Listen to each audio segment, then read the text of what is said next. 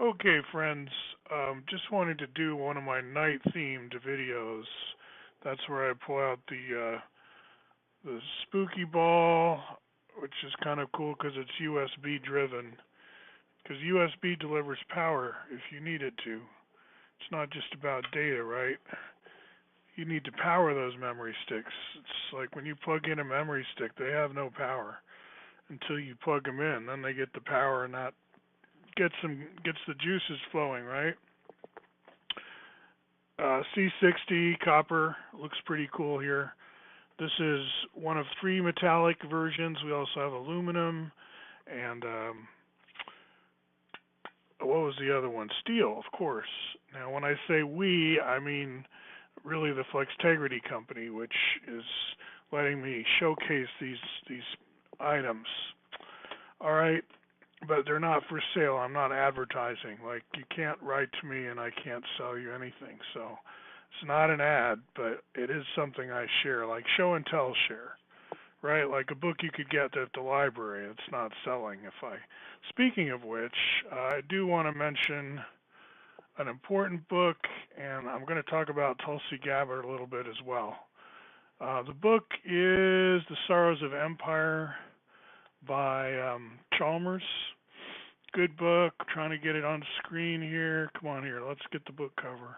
The problem is I'm bringing this over from my other screen, and it's much bigger screen. So let's go small.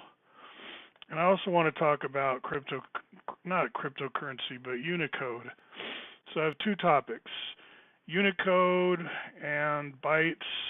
So a computer topic, and then relating to that, like how do geeks talk to each other? Like if you're in the computer world, you're slaving away at your desk, you're writing your JavaScript, you want to participate in democracy, you want to be part of the conversation.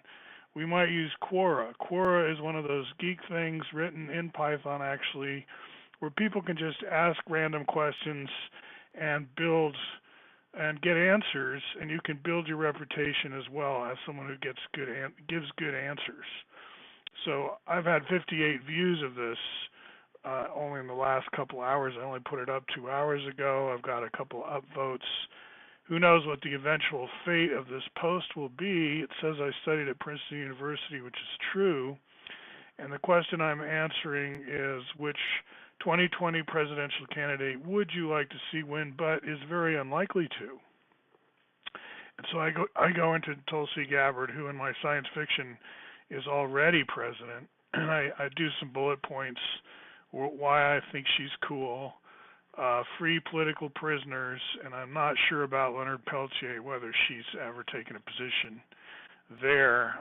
That's an old one a lot of you don't know about. I've met his son, though, lives nearby in either Washington or Oregon. Briefly at an event. Talk more about that some other time. She's into staying out of the internal affairs of enemy states, like we don't rescue everybody from their dictator just because we can't, because we just go in there and bomb the hell out of them, and that doesn't help anybody. Legalize weed, research blockchain voting. Oh, under the legalize weed, I suggest reparations of 20K for each year of life ruined by knuckle dragging feds. That's just like, let's pay these people money for all the life that's been wasted in prison under these prohibition. It's like, first we need to let them out, though. Okay, and she's active duty Hawaiian National Guard and so on. But then at the end, I say, I hope Tulsi loses for her sake. Obama was another good Hawaiian, and now everyone scapegoats him for not creating utopia. He was graceful under pressure, and she would be too. But the voters don't deserve a president of her caliber. They're too much the ungrateful mob. Basically, I think that the job of president is really a sad job. The problem, I think the job of U.S. president is by definition a hellhole because presiding over a global empire is a sorrowful business that takes its toll mentally and physically on the people sucked into performing in that role. And you know they get to go on and play golf a lot and stuff, which you kind of have to in that position because mostly it's about mass killing and slaughter of people. I mean, it's a horrible job. So I don't want Tulsi to have to live with that. I'm also explaining NPC to some of my friends. They don't have time like I do to watch as much YouTube as I do. We're looking at RT and talking about Rachel Maddow and blah blah. So it's the usual social media scene. And I, as a geek, indulge in it from time to time. I also make YouTubes, very typical of a geek to make YouTubes like this one. Now let's just take a look briefly and then I'm out of here. Where I say duh 3 times, it doesn't matter what I say. What's important is that I can show you how it would look as just pure bytes. And the thing is, bytes display as letters if they can.